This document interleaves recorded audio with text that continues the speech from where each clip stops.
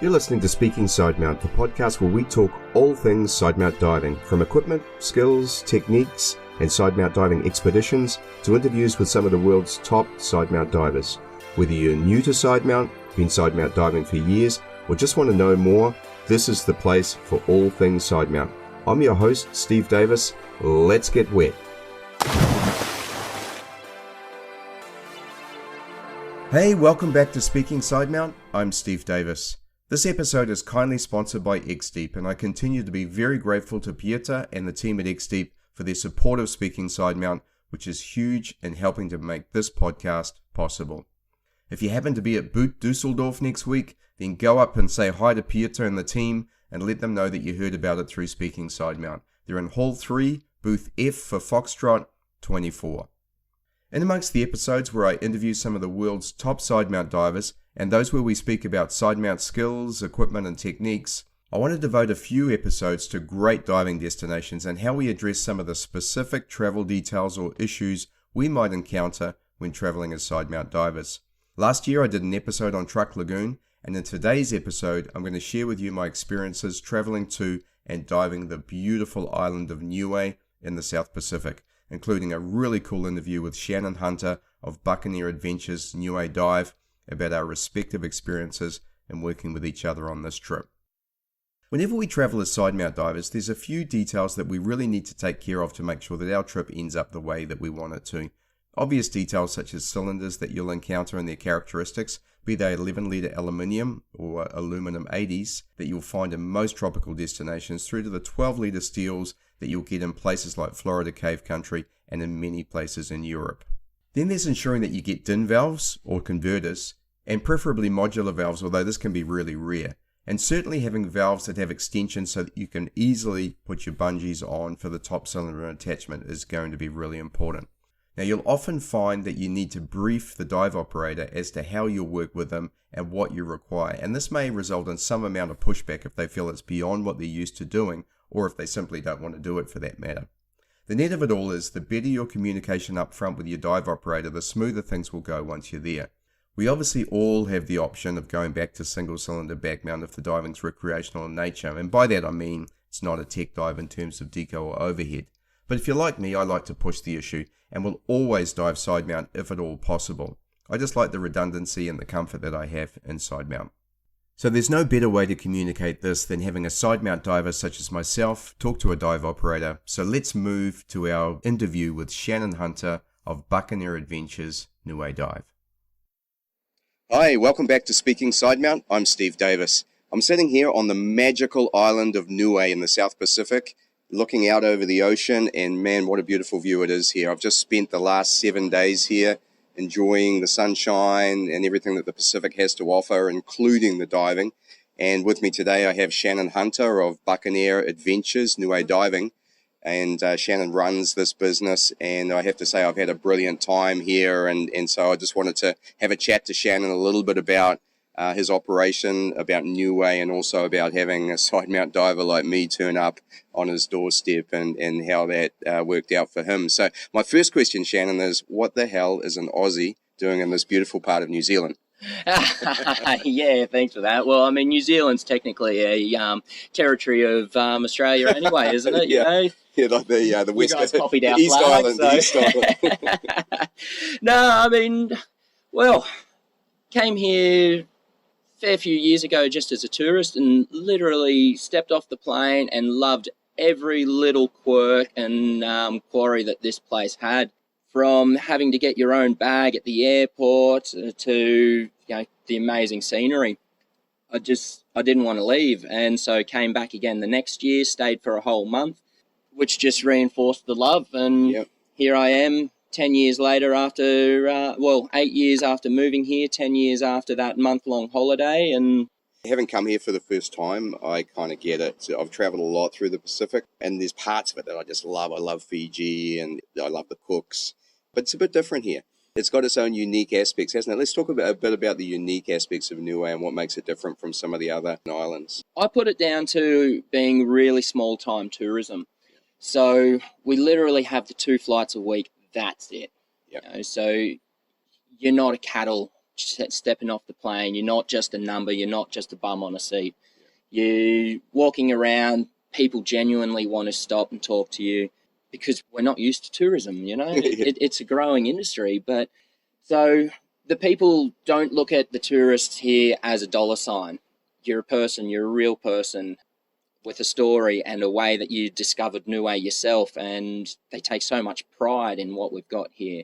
Right down to we don't have any beaches, so straight away that puts us aside. It's not the kind of destination where you're going to spread a towel on a beach and just lounge around and bake in the sun. We're sheer cliffs all the way around, which makes it a quirk when we're launching boats. So a lot of people haven't seen boats being launched by winch before. Throw on top of that the clearest water in the world. Hey, you got a winning combination. Yeah, it's insane. And I guess it's a nature of the geography again, the fact that it's a coral atoll raised above the ground. We're sitting on a whole lot of coral and limestone here. Very little runoff. And I have to comment, seen some great visibility, but if it's not 60 metres in most places here, you can take my little pinky. So being able to see the formations that are underwater as well. I think that's what struck me the most is alleys and guts and caves. Thousands of years of, that fresh water running out of the springs just cutting through the lime. And I always say to people now when I go on holidays, I don't get out of bed for anything less than 30 metres, It's not worth my time. Don't come dive with us. Yeah. That's awesome. Now, you mentioned limestone and coral, and we had the opportunity to go out to a couple of cave systems here, which we're not going to name because I want to come back and have a look in them. But there's obviously some great potential here for limestone cave. Definitely. So let's talk a little bit about yesterday. The one we went to was super hard access yesterday. We had at least a 30-minute walk over coral and through the bush or jungle. And then we had some pretty, not intense climbing, but for flatlanders, as Patrick Weidman would call us, that was kind of a little bit intense. No equipment and certainly some little crawl throughs. A lot of rain at the moment as well, so it makes those surfaces a little bit slippery. Yeah. And then some tight squeeze. A couple of squeezes and a couple of swim underneath ledges. And then we found these amazing freshwater pools.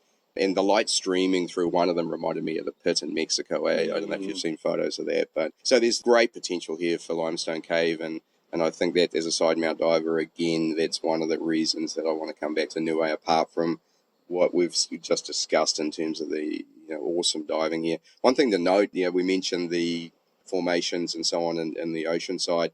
The water falls off really deep, really fast, right? Yeah. So we're in the water and no less than 40, 50 meters offshore, you're going to be able to drop down to 50, 60 meters and easily and deeper, So there's plenty of diving in the shallows. In fact, tons of diving in the shallows. Most of what we did was 30 meters max depth, and then we were in 6 to 10 meters for a lot of it, right? But there is no chamber here, so it's not really at this point a tech diving location, very much recreational, right? That's correct. Yeah. So let's talk a little bit about when I contacted you. We're very much about Sidemount diving. This is a destination episode where we're talking about coming to this beautiful island.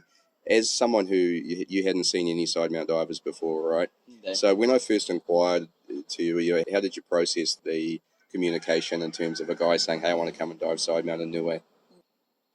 To start, I need to just say that I'm the, brawn of the business, and my wife is definitely the brains. Yes. So she handles the behind the scenes and the emails. So I had a message from her saying, there's an email there from some Steve guy, needs your expertise. I have no idea what I'm talking about. So I read it, just started, running it through the mind because we haven't had Sidemount divers here before. So first of all, we need to find out whether the standard valves on the tanks here were going to be adequate for rigging and things like that. Yep. So sent you a few photos backwards and forwards, chatting about it. And the more I thought about it, the more I thought, man, this is actually less mucking around than single tank back mount because you take up less room. Worst case scenario, make you wear your harness on the boat. Yep. And once we're in the water, pass down the tanks from the tank racks. So as we got into it, I'm like, yeah, this will actually work. So a few emails backwards and forwards. And worst case scenario, at the end of the day, I was like, well, look, if it doesn't work, it doesn't. We'll find another way, even if we throw you into a jacket-styled VC. Yeah. Just for our listeners, my communication with Shannon and Crystal was very much about, hey, I'm a Sidemount diver. I prefer to dive Sidemount. And also, selfishly, I wanted to do this episode on Sidemount diving in Niue, right? So coming here, I was sort of semi-excited about if I had to go, back Mount Single, because I haven't done that since 2016, would you believe? But having said that, if I could Sidemount dive here, then I was going to do it. And so my communication with Shannon was, number one, did he have the capability to provide me with a DIN valve? And the answer was yes. And then secondly, do you have modular valves? Well, the answer is no, and that's pretty common. You don't often find them unless someone sees a lot of tech and Sidemount divers coming through. Next thing was, if we've got two right-hand valves or two left-hand valves, whichever it may be, do you have an extension on the opposite side from the hand wheel? Generally where the burst disc is, where I can wrap the bungee around so that I can attach the top of the cylinders. And the answer was yes. It was pretty small on those Sherwood valves, but there was enough there. And then what I typically do if I'm faced with two right-hand valves is I'm just going to wrap usually I do it on the right side, I'm going to wrap the right side around the hand wheel itself, which still gives me easy access to the hand wheel with my left hand, but means that I've still got both first stages facing in towards my armpits, and so that worked out well for me in terms of that. And of course I've dived aluminium or aluminum for our American friends cylinders many times before, so that part wasn't really the problem. So once I turned up, obviously I had my rigging and everything with me and my harness. I think that went pretty easily in terms of setting everything up and getting it on the boat. Let's talk a little bit about from the boat to the water and back again. How did that, I know how it felt for me, it was easy, right? But how did it feel for you in terms of having a Sidemount diver with you? Yeah, so basically my theory was get you in the water first, create a bit more space on the dive deck. We run very small boats because there's some very small channels that we need to be able to get out and find on high tide, not so easy on the low tide.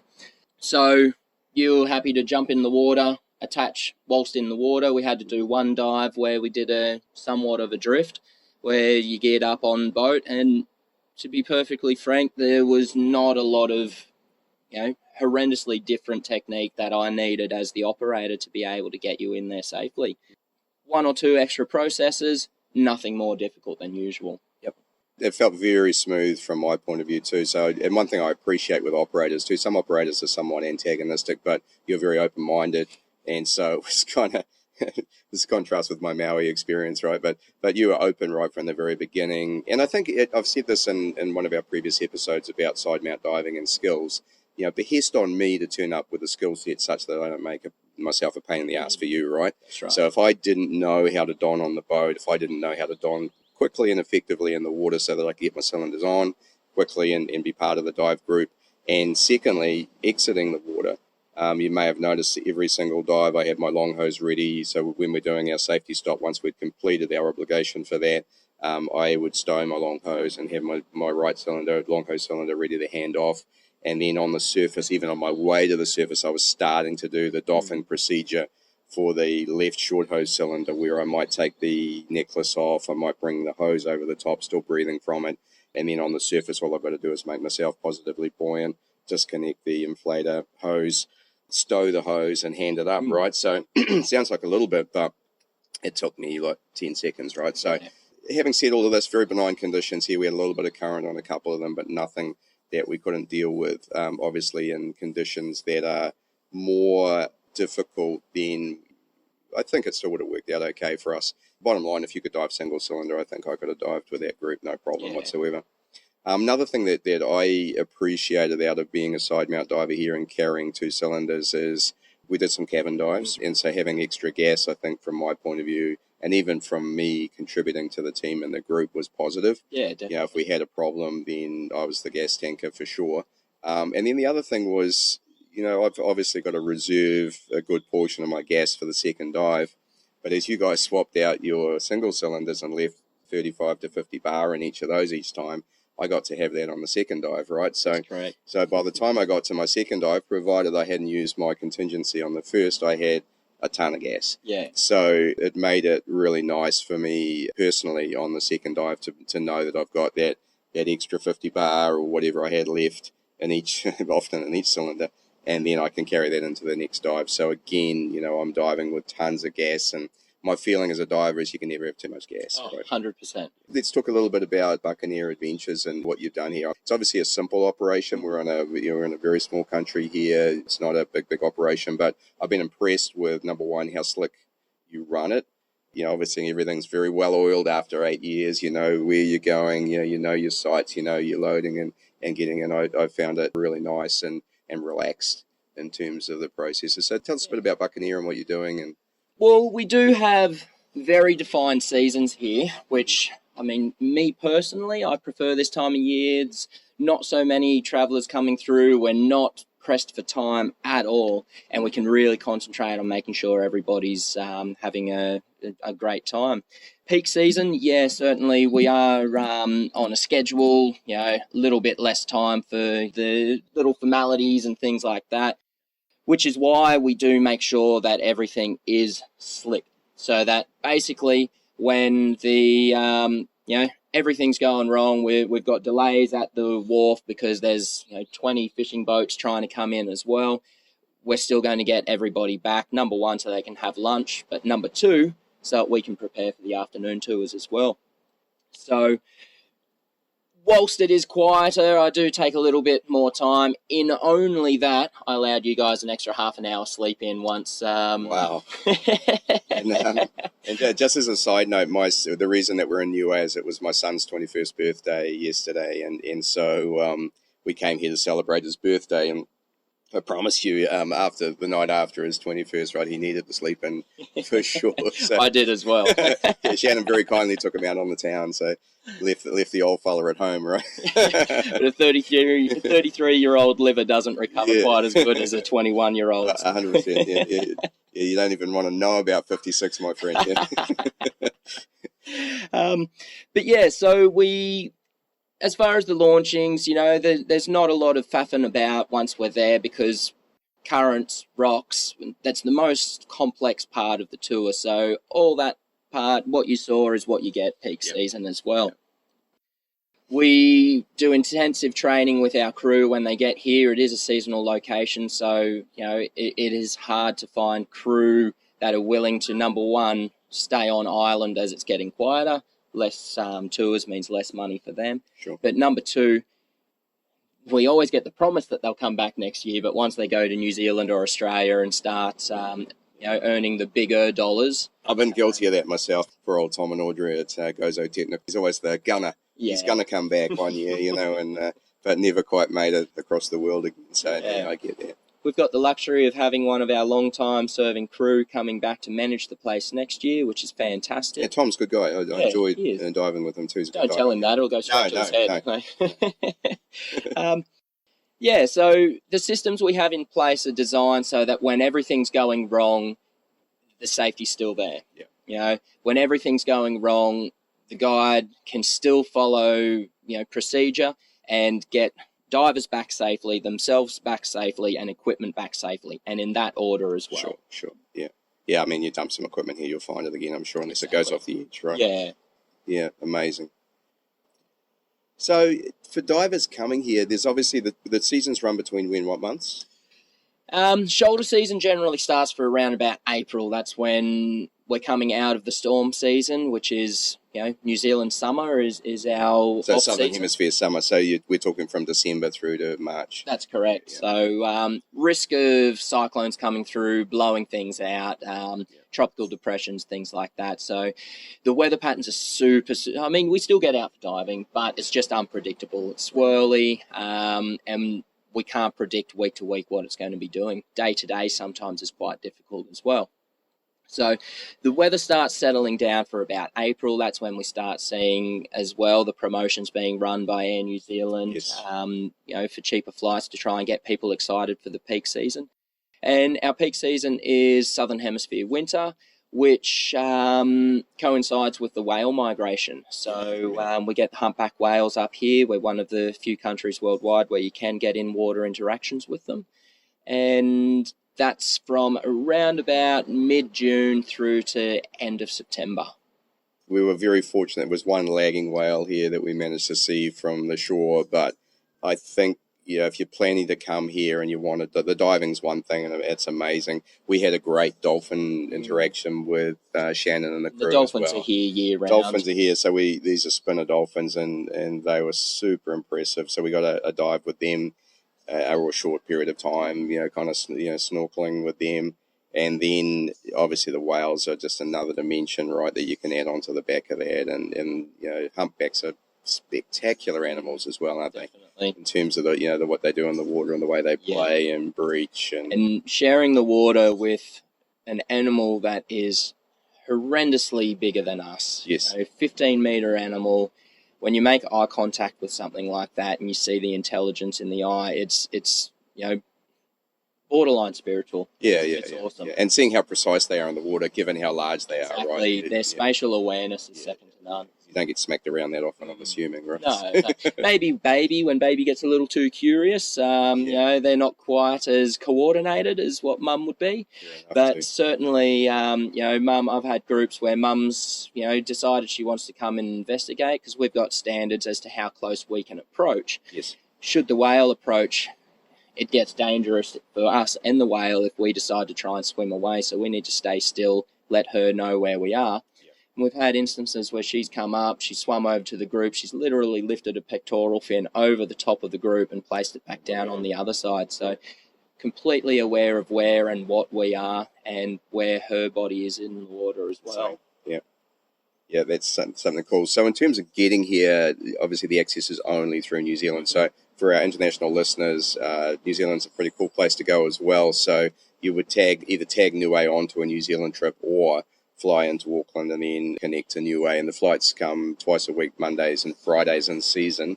And then just on which day? So now it is all year round for the 2 flights a week. Yep. And I believe that there's some good connections from the western coast of America that get you into Auckland Airport about 3 or 4 hours before the Niue connection as well. So correct. You can do the You're coming in at 5, 6 a.m. and if you want to arrive on island and after a 20-odd hour travel experience. But the brilliant thing is you'd leave the States on one day, fly into New Zealand tomorrow, and then come back to Niue on the same day you left. Yeah, yeah, exactly. For everyone, because we crossed the date line runs very close through Niue. So one of the last countries to see the sun, right? Not That's the first. correct. Yeah, so interesting. Well, mate, it's been a pleasure to come here and to meet you. And like always, I mean, we've had some very, not intense, we've had some very in-depth and long conversations about diving, which is just a sign of the passion that you guys have as well with you and Tom. I unfortunately miss Crystal, but you're going to have a child soon. That's correct. So due in mid-January. All the best for that, Yeah, and thanks, congratulations. And I hope everything with that goes well. And I have sort of flashbacks of what it was like to have a baby. So my youngest. All good. Hey, you're not going to scare me. So my youngest is 21 now, so that's almost behind me, having children. But I remember that with fondness, and I think any father or parent would say that you give up a lot, but you get a lot more. And I think, I wish you both all the best. Thanks for that. Everything that comes with that. So thanks again. No worries at all, and thank you. And thank you for giving me the opportunity to grow as an operator, having something I've never experienced before with the side mount. I'm a side mount diver myself. Have done side mount diving. I wouldn't say I'm a diver because I don't have the skill set and experience. Well, we might try and fix that. So that raises another point. One of the things that struck me when I came here, having worked in Gozo and experience what it's like to have the diving so close and so accessible, which Niue has too. Yes, you're on a boat, but it's very easy in and out, is this would be an amazing side mount training venue. And so what I'm proposing to do, and Shannon and I have talked about this, is we're going to set up some side mount trips to Niue Island. And so this will be open to anyone who is listening to this podcast episode and would like to inquire of us. I'll give some more information on when this will be, but we'll set up a fortnight, probably in the shoulder seasons. So either in the April or September, October timeframe when the weather's still good, but we're outside the peak periods. And in that way, we can come here. And the idea would be that it's a side mount 2 weeks. You can come for the entire 2 weeks or for either of the weeks, the first or the second week. We'll do some training during that. And so that could be in the form of workshops. That could be in the form of doing a side mount fundamentals course, or doing a tech side mount course where we're looking at managing 3 and 4 cylinders. This will definitely be boat diving. We would not be doing technical style training here in terms of decompression diving because of the fact that we don't have a chamber. So everything will be within recreational limits, but having said that, it'll be the tech course in terms of managing tech side mount equipment. So I'll give you more information on that over the coming months, but if you're interested, reach out to me directly via the Facebook page and message me and let me know. And I'm pretty excited about doing this. It's got a real gozo feel with a tropical side to it. Niue's a lot of fun, so I think the idea of doing some diving here and then doing some video analysis afterwards and a lot of learning from that, and then having a little bit of après diving, Niue style, I think would be very cool. So more on that over the coming months, and I'll append to each of the podcast episodes updates and also to the Facebook page. And as I said, please reach out to me if you're interested in participating in that in 2019. So thanks again, Shannon. No worries, Steve. It's been a pleasure, mate. Yeah. Well, I hope you got plenty out of this episode on my experiences in diving in the beautiful island of Niue in the South Pacific. I want to personally thank Shannon Hunter of Buccaneer Adventures Niue Dive for the awesome service, and also, once again, my big thanks to X-Deep for their support of this podcast.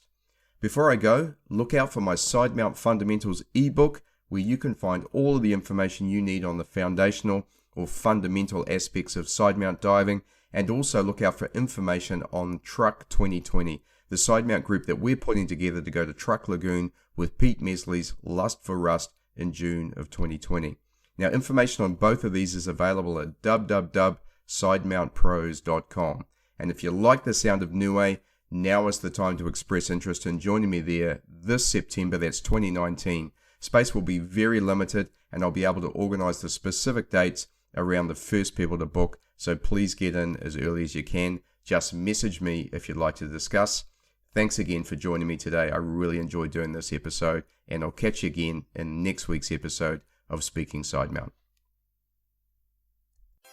You've been listening to Speaking Side Mount from www.sidemountpros.com. If you like the podcast, please subscribe and consider leaving us a 5-star review. If there's something you'd like us to cover on the show, then let us know via our Facebook page listed in the podcast notes. Thanks again, and we look forward to you joining us on our next episode of Speaking Side Mount.